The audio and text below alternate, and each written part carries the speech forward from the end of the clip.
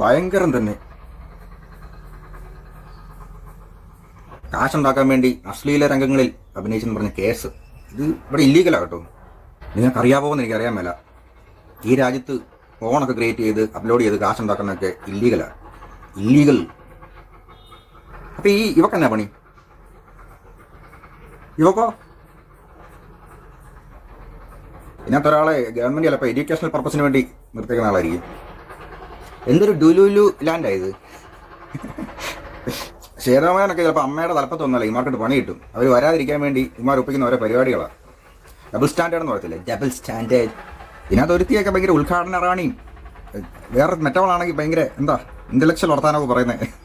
വലിയ ടീമാണ് ഇവളുമാർ. രണ്ടോ അല്ലാതെ വേറെ പാവപ്പെട്ടവരുടെ വള്ളംകളി പോലെ കുറച്ച് ടീംസും ഉണ്ട്.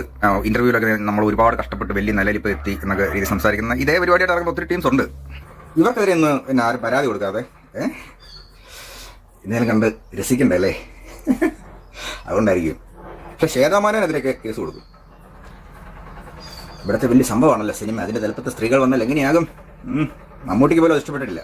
ഇതിനകത്ത് ഒരുത്തിനെ എടുത്ത് തല വെച്ച് എഴുന്നള്ളിച്ചുകൊണ്ട് ഇന്റർവ്യൂവോ, അയ്യോ എനിക്ക് ജീവിക്കാം, അയ്യോ എൻ്റെ കൊച്ചിൻ്റെ കൂടെ എനിക്ക് സ്കൂളിൽ പോകാൻ പറ്റുന്നില്ല, അയ്യോ എന്നൊക്കെ പറഞ്ഞുകൊണ്ട് ഉദ്ഘാടനത്തെ കൊണ്ടു നടക്കുന്നുണ്ടായിരുന്നു.